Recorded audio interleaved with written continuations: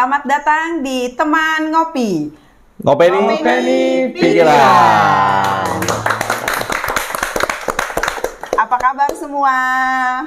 Baik. Masa nggak diseruput kopinya? Oh. Kopinya minum dulu dong. Saya belum ngantuk, jadi ngopinya nanti aja. Alasan. Ini hari Minggunya cuacanya enak ya, mendung-mendung demek. Kok sejuk ya? Iya. Ada Evi nih di tengah sana. Iya. Ada Evi jadi sejuk Sejuk katanya. ya. Sejuk-sejuk panas gimana gitu lagi di Bekasi. Kayaknya kita ada tamu spesial nih Pak hari ini Pak. Langsung dari Aceh. Pak Saleh lagi ya? Iya. Oke. Pak Saleh membawa tema spesial dari Aceh. Ya, Iya. Apa nih Pak? ego. Apa sebenarnya ego? Bang? Ego. Kita bicara tentang ego ya. Kalau dibilang kemudian kita tanya apa sebenarnya ego. Ego itu sendiri kan istilah yang kita pinjam dari psikoanalisa ya, yang dipopulerkan oleh Freud pertama kali. Jadi memang di meditasi tidak mengenal istilah ego. Ya. Meditasi tidak mengenal istilah ego karena di meditasi kalau kita melihat dari tradisi awal meditasi tidak ada yang menjelaskan ego. Bahasanya atau istilahnya adalah diri, mengenal diri, kemudian melihat gambar-gambar pikiran, atau kemudian mengenal perasaan yang muncul saat pikiran. Jadi tidak ada istilah ego. Nah, tapi kan di dalam perkembangannya karena zaman semakin maju, kemudian psikoanalisa juga banyak dibahas. Nah, ketika di ranah psikoanalisa membahas ego, meditasi ikut-ikutan membahas ego. Nah, tapi perlu kita garis bawahi di sini bahwa kalau kita membicarakan ego tentu tidak dari sudut pandang Psikologi aja Pak. psikoanalisa. Iya. Ya. Tidak dari, karena apa? Karena kalau dari sudut pandang psikoanalisa yang berhak ya mereka-mereka yang belajar secara resmi, secara akademis tentang psikoanalis. Nah, karena ini bukan dari sisi akademis, maka ego yang dimaksud, yang dihubungkan dengan kegiatan-kegiatan meditasi ini adalah bagian-bagian dari diri. Karena kalau kita bicara tentang, yuk kita amati diri, itu diri yang mana? Diri yang mana? Saya punya diri yang pemarah, tetapi saya juga punya diri yang bijaksana. Saya juga punya diri yang memaafkan. Nah, kan banyak kan. Nah, karena pertanyaan itu maka kemudian meminjam istilah ego. Ego itu apa? Ego itu bagian dari diri. Dari diri yang mana? Yang banyak tadi. Ada bagian diri saya yang pemarah, maka itu kita sebut ego pemarah. Bagian diri saya yang bijaksana, kita sebut ego bijaksana. Ada juga bagian diri yang sok suci gitu. Nah, itu kan ego sok suci gitu ya. Ego yang melindungi ego-ego yang lain dan merasa sok suci gitu, jadi ego sok suci. Jadi kalau tadi Pak Saleh bertanya apa itu ego, bagian dari diri. Yang memberikan ego siapa Pak Agung? Nah, yang memberikan ego ini kan bagian dari pikiran. Bukan dari luar diri, masyarakat yang membentuk ego. Kalau dibilang yang membentuk ego ya, yang membentuk ego itu akan banyak atau kompleks. Pengalaman kita akan membentuk ego. Masyarakat, society, penilaian-penilaian mereka itu juga akan membentuk ego.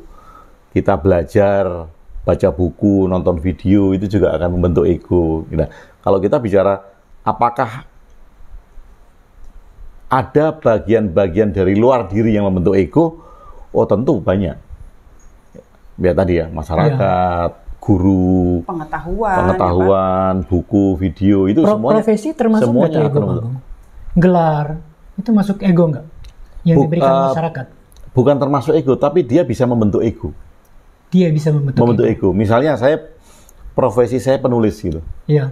Nah, kemudian karena profesi saya menulis, saya menganggap diri saya ini adalah penulis dimanapun juga.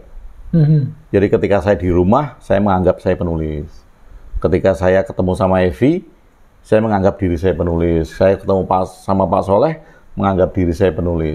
Nah, itu kan bagian dari diri saya yang bisa menulis. Ada bagian diri saya yang tadi, yang diem misalnya, yang nggak nulis. Itu kan beda lagi kan? Maka kalau dibilang apakah profesi itu ego, profesi bisa membentuk ego.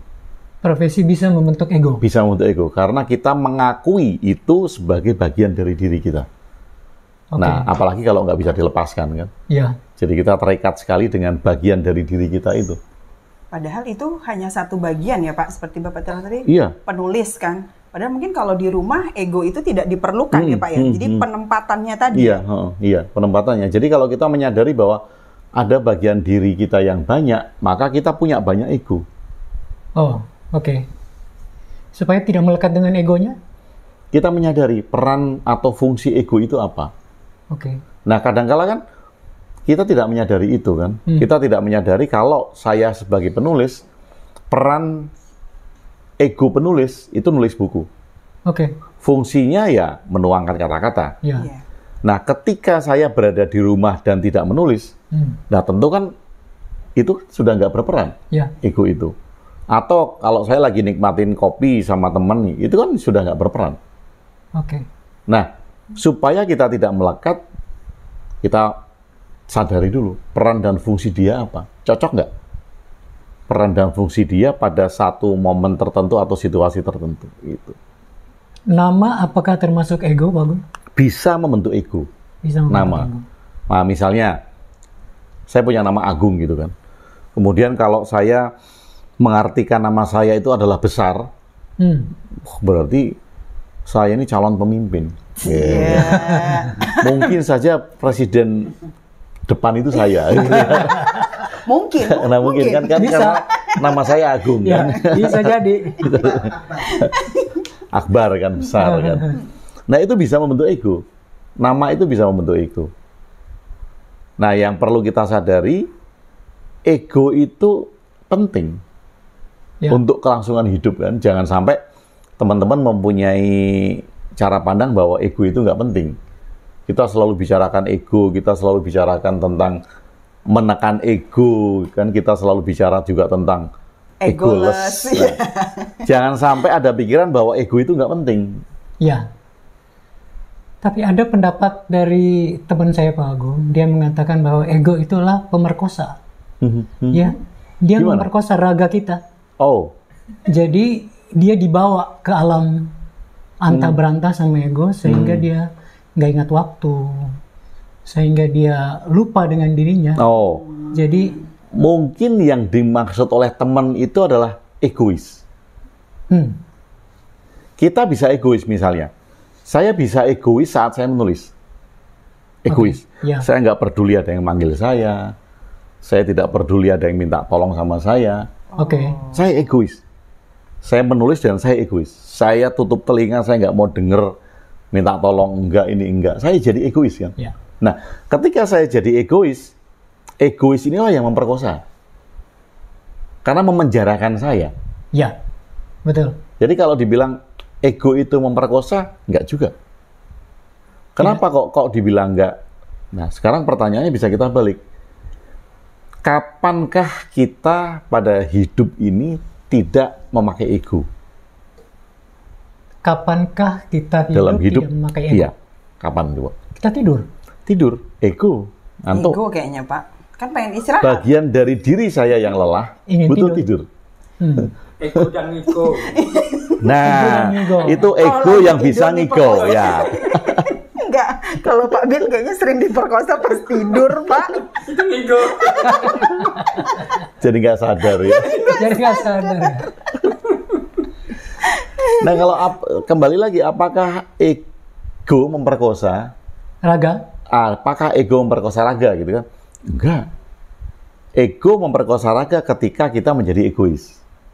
Memikirkan diri sendiri ya? Memikirkan diri sendiri. Nah, egonya ini kan memikirkan diri sendiri kan? Saya yang memikirkan tulisan saya, nggak peduli saya apapun juga. Kan saya egois kan? Egois untuk itu. Nah, kalau kemudian itu yang kita ulangi lagi ya Pak Saleh, supaya teman-teman juga mempunyai perspektif yang jelas tentang ego memperkosa raga tadi. Ya. Nah, kalau dikatakan ego memperkosa raga, tidak bisa segampang itu. Kenapa? Karena ada bagian diri, ada ego yang memang dia mendukung raga. Oke. Kalau saya menjadi egois tadi, saya memperkosa raga saya. Oke. Karena saya memaksakan diri saya hanya memikirkan saya sendiri. Nah, tetapi misalnya sel-sel saya lelah. Kemudian ya saraf saya lelah. Saya kan butuh istirahat kan.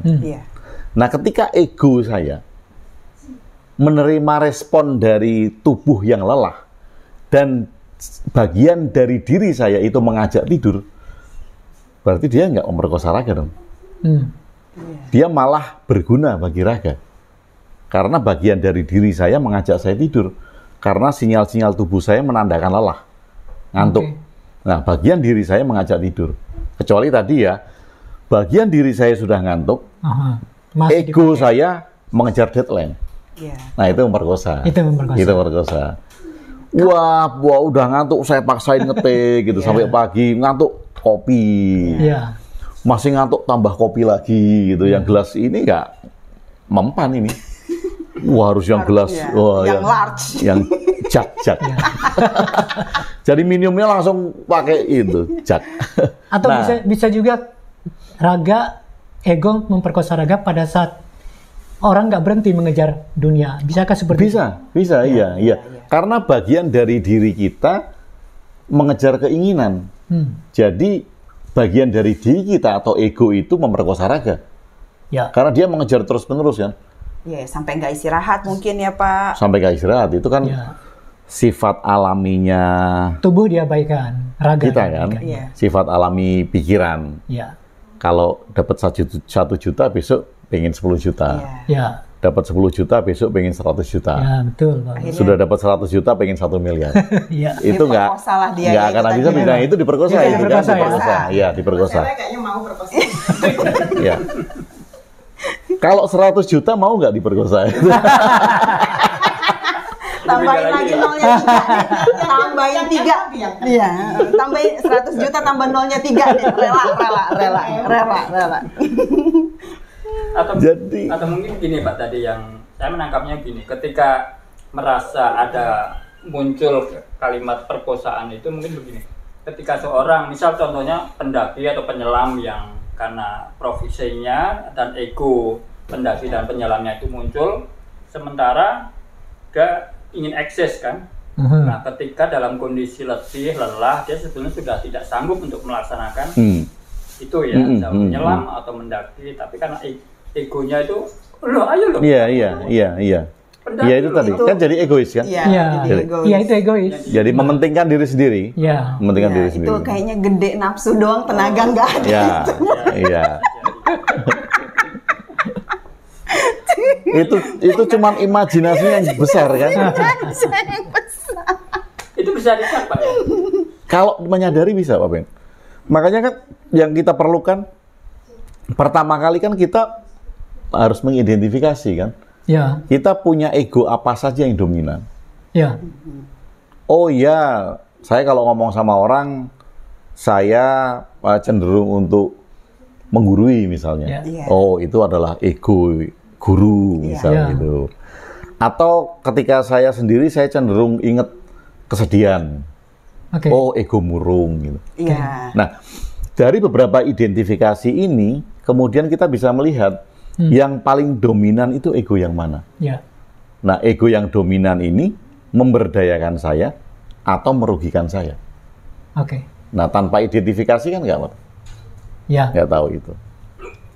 Kapan ego ada pada seorang manusia, Pak Agung? Nah, mulai kapan terbentuk? Kapan ego ada? Ini bisa kita lihat gini, Pak Soleh. Pada orang bilang kan, bayi itu belum punya ego gitu. Mereka kadang-kala bilang seperti itu, bayi belum punya ego. Kita lihat, bayi sudah bisa merasa haus belum? Pada saat dia haus, apa yang dia cari? Air susu ibu gitu. Nah, yang mendorong dia haus dan kemudian mencari air susu, Ini bagian diri yang mana? Nah, mungkin saja bahwa bayi itu baru mempunyai satu ego. Adalah ego untuk bertahan hidup. Mengatasi rasa lapar, mengatasi rasa haus. Oke.